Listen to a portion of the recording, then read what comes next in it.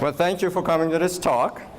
The incentive for this particular talk has been a talk that I've been giving to my friends and some professional associations and folks that I know as genuinely interested in the topic, but what they know comes from a mishmash of media and science fiction, and it's all unstructured knowledge. And I've been trying to organize this and make it simple and short. And as Mark Twain said, if you have more time, you can make it shorter. And there's a challenge to condense a lot of information. So my presentation, if you are at the plenary session this morning, you've seen it. That's what they talked about. 4 hours, a lot of slides, a lot of science, equations, numbers, and all that. And I've been trying to reduce that to just a talk, that you can talk to people and not death by PowerPoint, as we're all familiar with. So I thank you for coming here. I'm going to do, my talk is in 3 sections, and I'm going to do the first 2 sections just as I give it normally, to an audience that is non-technical in the sense of Mars scientists or astronauts or all that, but generally educated, active adults, let's say. The last part I'll zip through so that we'll have a chance to discuss, because I want your ideas about how to improve this talk so that it's more effective, more interesting. Okay, so we're talking about Mars exploration. Exploration, in my mind, is always about a subject that we know something about. It's not a total unknown that you're surprised to see, but you don't know enough and you want to learn more. And in the case of Mars exploration, yeah, the end point could be settlement, colonization, but at this point, I'm not concerned with one-way, travel and all that. We're just talking about the very basics. So basics, how do we get there given our technology as we have it? And what to do, what to look for when we're up there. The first thing is the neighborhood. The 4 rocky inner planets. Closest to the sun is Mercury, farthest away is the Mars. When it comes to planets, size does matter. As it turns out, the exact same size as Earth is Venus, and this particular picture is a radar rendition because you can't really see the surface of Venus because it's covered in thick, dense acid sulfuric clouds. So, as far as our neighborhood is concerned, the one planet that is close by that we can actually do exploration, and we've been doing that exploration for a long time, I'll talk a little bit more about the history, is Mars. And while I want to avoid lots of numbers, it's important to know what are the similarities and what are the differences between the 2 planets. So Mars is smaller, about half the radius, 1/3 in terms of gravity. So we talk about 38% of Earth gravity when you're on Mars. But as it turns out, both planets have kind of an inclination that gives them both seasons. About similar inclination, about similar length of day. We call them Martian days sols, just to separate them from Earth because they're a little bit longer. But in terms of, let's say if you're on one of these 2 planets, the length of day is about the same. That's nice. Mars is farther away from the sun, so less sunlight, but doesn't have much of an atmosphere, so more of it gets to the surface. Martian atmosphere is very important to discuss. It's good that it has an atmosphere in so many ways for our exploration efforts, including landing with a parachute. The moon doesn't have that, so landing on the moon takes a lot of fuel. And so in some ways, Mars landings are easier. But the atmosphere on Mars is about 1% the density of our atmosphere. And that's important because, even in the best science fiction movies like last year's The Martian, they depict an astronaut getting blown away by a wind. And the author, who was our guest speaker last year, admitted that that was just for dramatic effect. I couldn't think of any other way of stranding an astronaut up there. There are fast winds on the surface of Mars, and we have pictures of dust devils and things like that. But that mainly moves dust around. The fastest, the highest velocity winds on Mars cannot blow a man away. So remember that 1% of Earth's atmosphere pressure, it's almost like the best vacuum we can create here.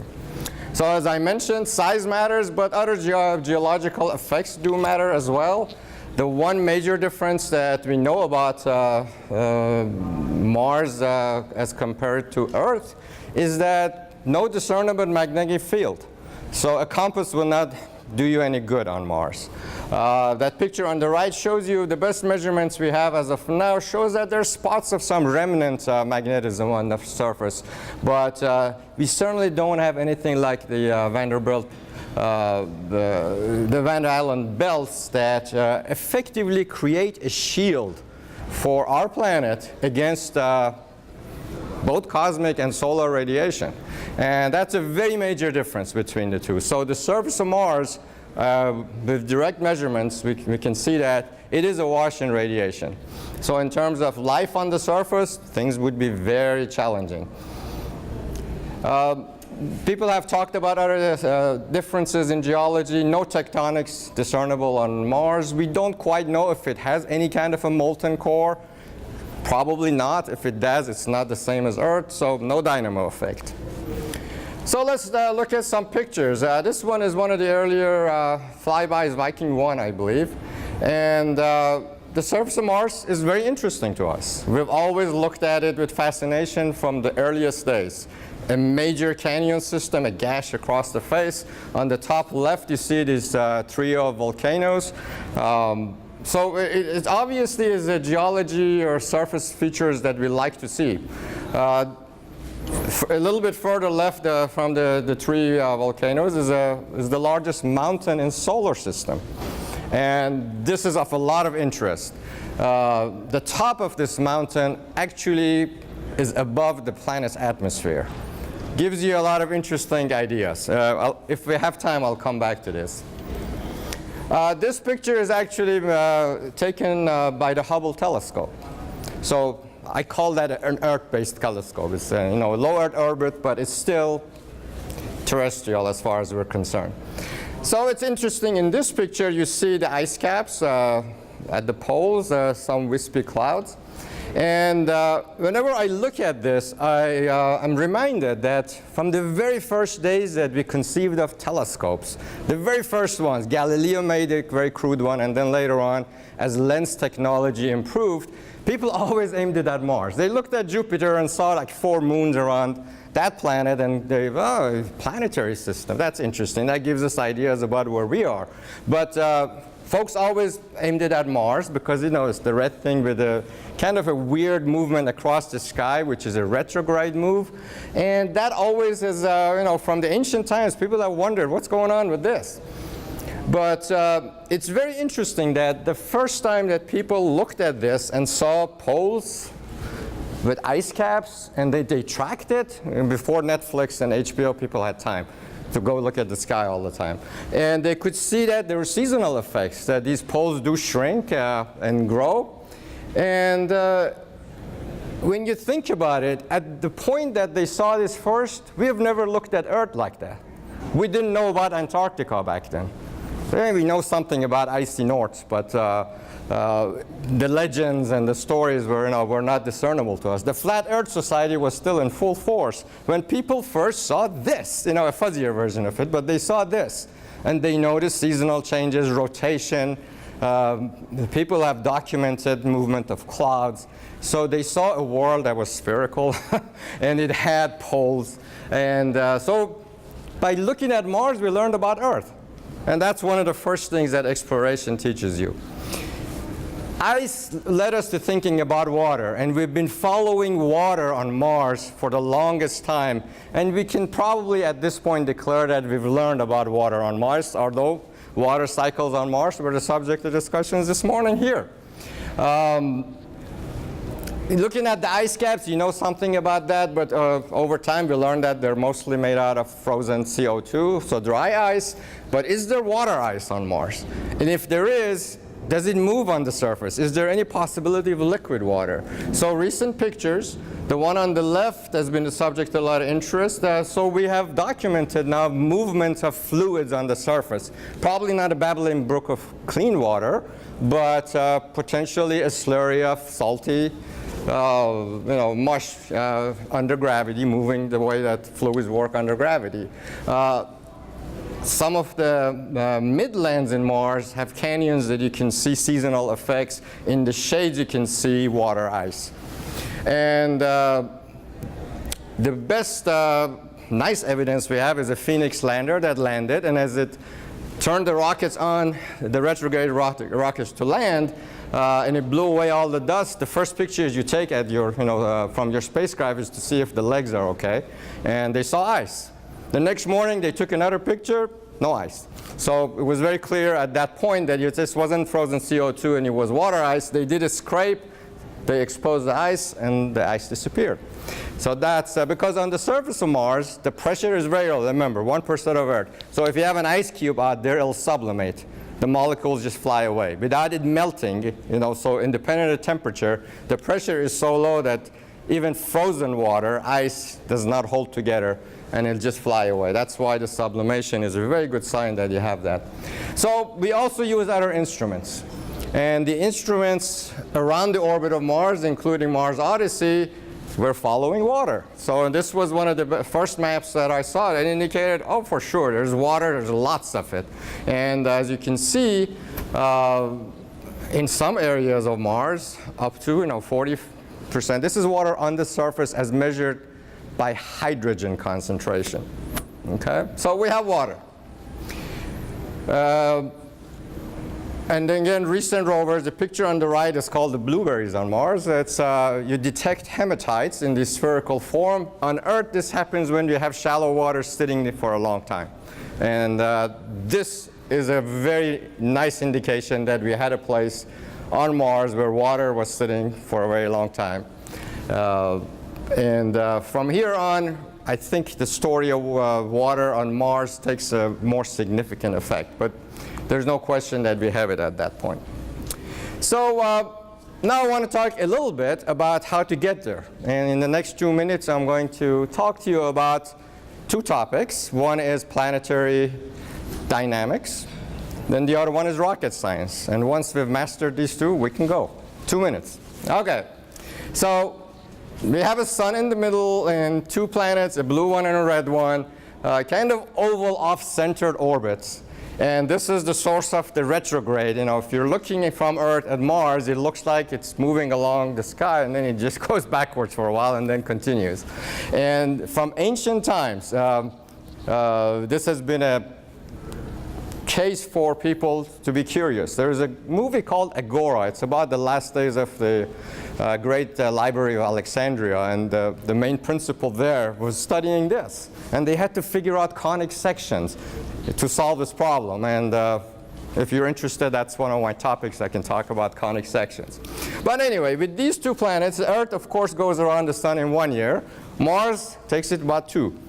And that gives us the situation that at certain times, the two planets are closer to each other. That seems like a good time to go there, right? The difference in time in that distance, if I put it in communication times, one-way radio time, is as low as 3 minutes and as long as about 20-some minutes. Okay, so the distance, the difference is big. And if you want to go there, you want to take, maybe the best route to go. Whenever Sun, Earth, if Mars and Sun are on opposite sides of each other from Earth, we call that the opposition. The opposition is when you're closest. So that sounds like the best way to go. And when it comes to going, I need to talk to you about rocket science. So contrary to popular belief, we don't happen to have any kind of a system that you can sit in a spaceship and drive someplace. It's unfortunate. We don't have that yet. What we have is ballistic. You put a lot of energy into a payload and boom, it goes, like a pinball machine. The energy goes in and you can make some mid-course corrections, but in general, you need a big rocket to go far and to carry heavy loads. So the bigger the rocket, the more load you can take, and given a specific load, let's say 4 astronauts and a half, then you have to figure out how much fuel you need and how far we can go. This particular graph shows you the opposition. trajectory. And it's a fast one. You can get to Mars reasonably quickly, but it takes a lot of fuel. And it takes the biggest rocket you can come up with. There are other possible types of systems that we can use. And people as early as 1925, a fellow by the name of Walter Hohmann, he calculated, this is in paper and pencil days, he calculated a method to go to Mars with a much more optimized. It takes a little longer, but takes a lot less fuel, or a smaller rocket. And there are various methods that you can do this. So in terms of how to get there, we have to figure out how big of a rocket do we have, how much load do we want to take with us, and do some math, planetary dynamics, to get ourselves over there. The normal depiction, this is from the movie Martian, is a big craft, a big spacecraft that you can obviously not launch from Earth. You have to assemble it in orbit by putting various bits and pieces together, including that this white section in the middle that rotates and give astronauts gravity so that they don't suffer the effects of the microgravity over the long trip to Mars and back. This kind of craft would be interesting, but so far in our human efforts has proven to be too expensive, too long-term, and too difficult to put together.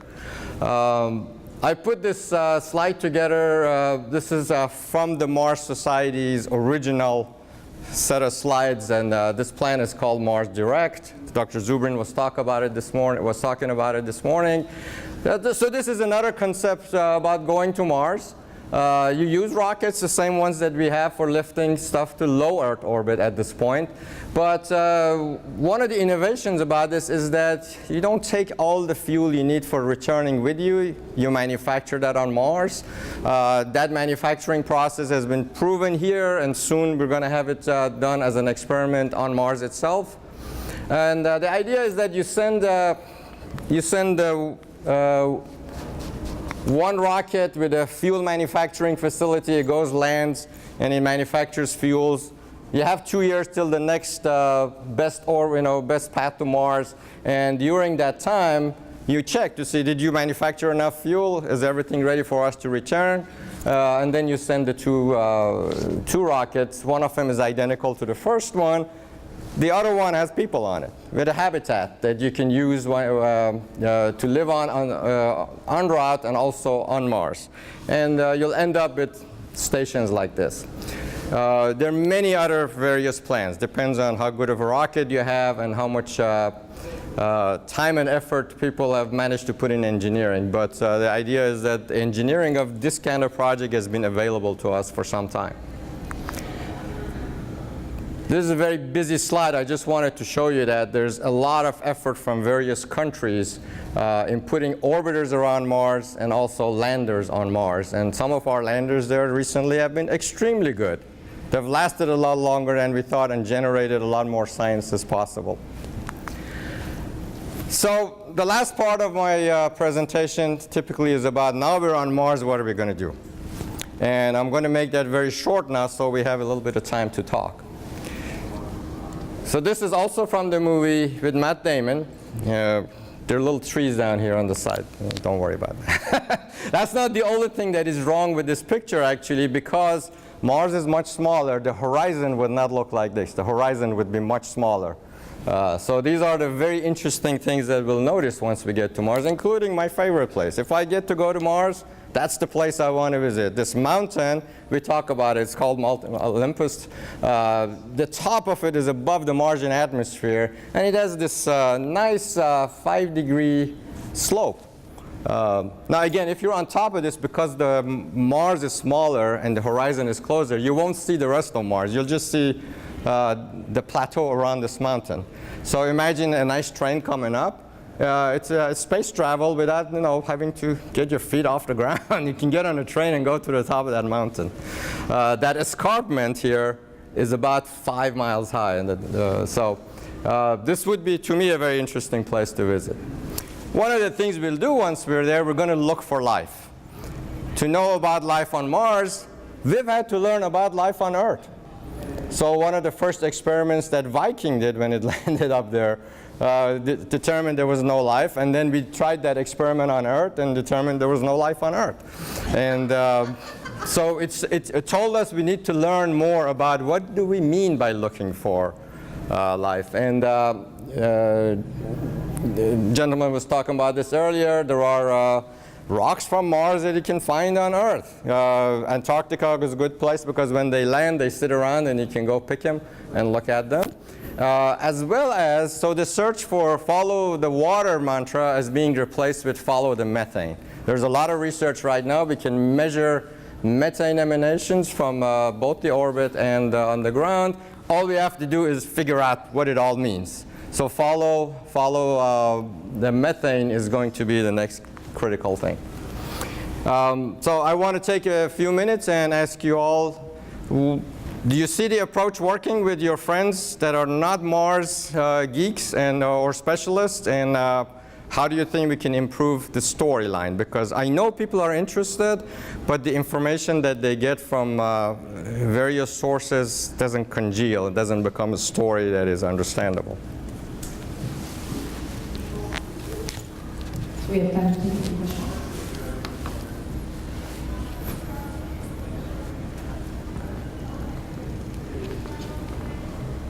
What do you see as the greatest obstacle to getting people interested in going to Mars? One of the very common questions that I get is we have all kinds of problems here. Why do we want to spend money to go to Mars? And of course, we spend the money on Earth. The money doesn't go to Mars. And as I keep mentioning here, is learning about Mars teaches us about Earth. Teaches where we have to figure out about sustainable habitats there. We learn about sustainable living here, etc. So that's one of the obstacles is people say we have problems here. Why should we think about doing this project?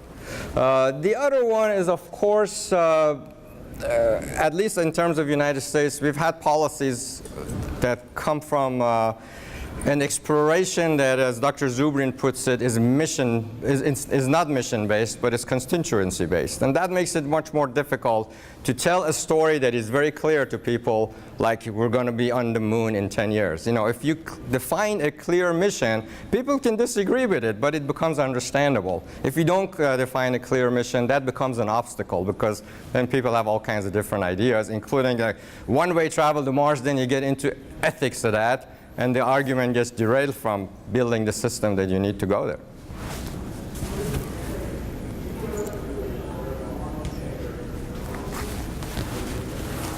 Thank you. If you were to guess, what do you think the chances are that we'll ever find any evidence of any prior life on Mars?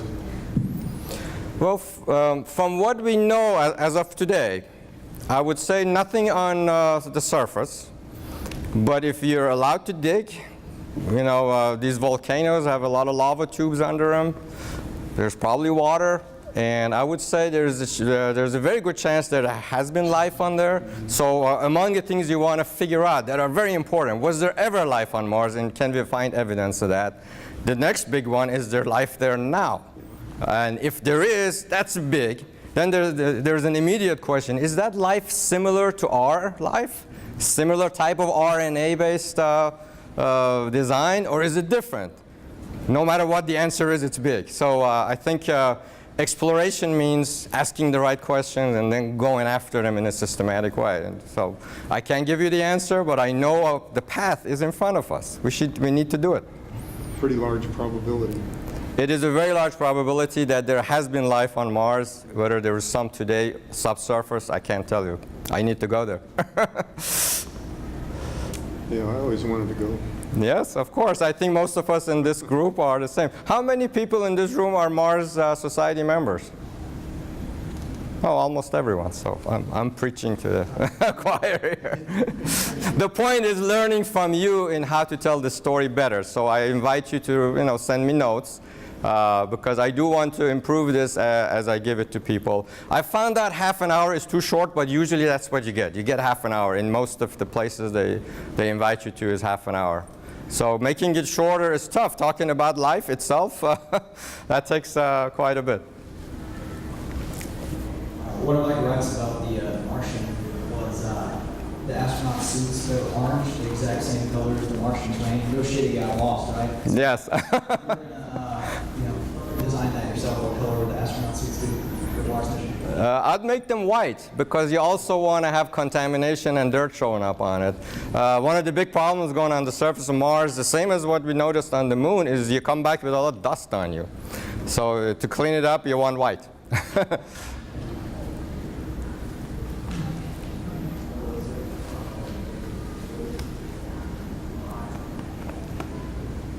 Well, I know you're looking for feedback, so what I want to say is, I thought your graphics were fantastic. That's number one. Well, thank you. And I enjoyed the message, and I think if there was an audience full of lay people, they would be able to follow the story nicely. So you're headed in the right direction. Great, thank you. That's what I've been aiming for, and I've victimized all kinds of people for this, including my Wednesday night Irish pub drinking group. I've had made them sit down and listen to this without beer.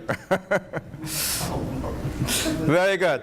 Thank you very much. Thank you very much.